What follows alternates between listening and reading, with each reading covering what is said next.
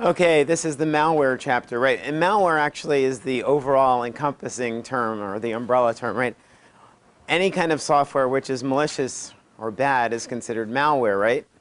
So malware, and there's a spectrum of malware. Malware goes all the way from the mildly annoying kind of stuff like adware and such, which is not quite benevolent, but it's not totally malevolent either, to the really bad stuff like, spyware, Trojans, viruses, and dangerous stuff, etc., right? So most of the stuff is somewhere in the middle. Your worms, your phishing, etc. So we'll go back in time to the history of viruses, not too far back and not too much, but the original IBM PC viruses. And the Macintosh used to be a fairly fertile ground for viruses in the early days of the Apple Mac. These were when both machines actually had no security model whatsoever. They were just, you could walk up to a PC or Mac and you could just start using them. No logins. This is what they call in the security reference model a D-level system, right? There's no login, there's no access control on files or anything. You can just, and I used to have these kind of systems, never thought much more about it. It was a PC, it's just a tool. I had a Mac that my kids liked when they were little kids, The nice thing about a Mac is that a kid could come up to it and it had a graphical user interface. They could take the mouse, they could start clicking on things or dragging things around or whatever. So my son once took like all my files and he dragged them to the trash can because when he emptied the trash, I used to have the characters from Sesame Street, including the Cookie Monster and Oscar the Grouch, whichever one comes out of the trash can would say, "I love trash," and then he would go back in and then all your files would be crumpled up and go away or whatever. And he also screwed up my Windows 95 machine by dragging files to the trash and dragging system files to other directories. There was no security whatsoever involved, right? And I had a heck of a time. I had to go back through booting in single user mode, painstakingly finding out which files belonged back in the Windows system directory and putting them back there.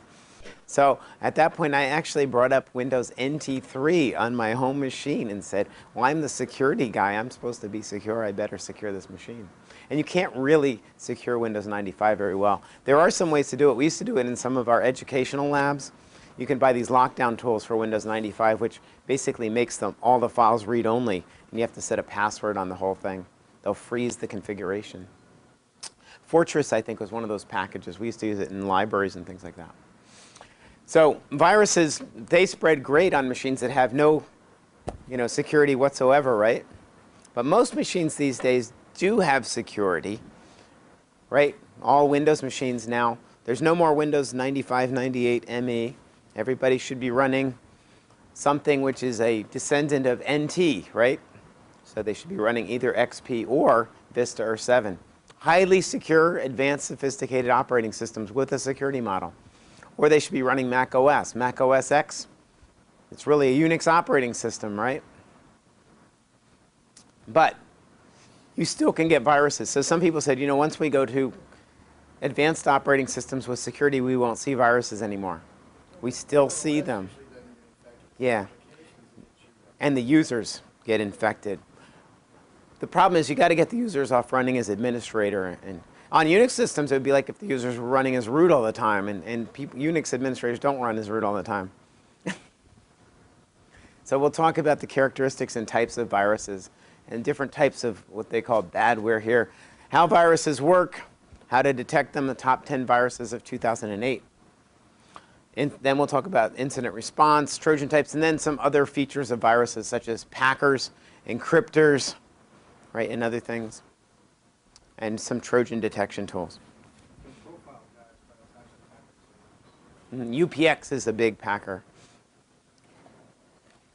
Some of the packers do compression, some of them use encryption, some of them use other obfuscation techniques like XORing and such.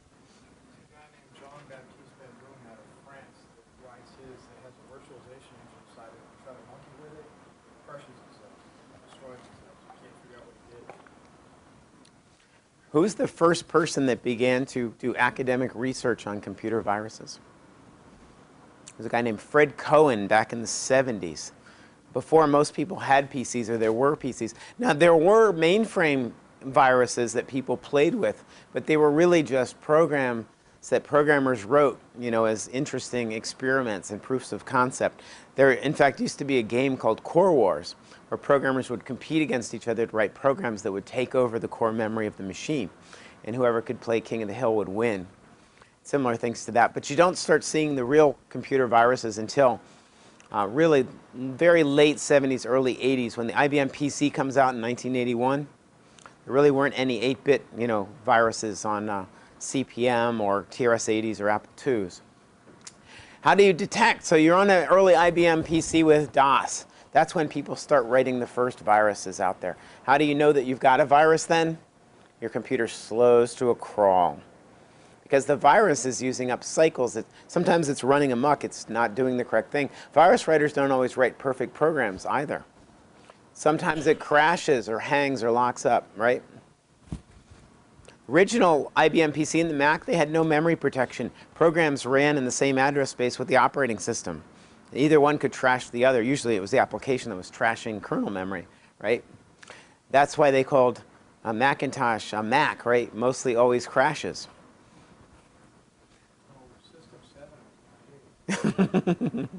They locked up all the time. And on PCs would lock up all the time because the application could easily trash the OS memory. And then you have to do the old three-finger salute, boom.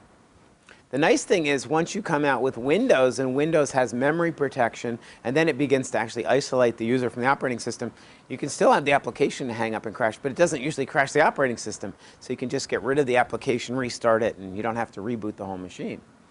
Screen sometimes flickers, PC speaker beeps, screen system crashes for no reason, files disappear, etc.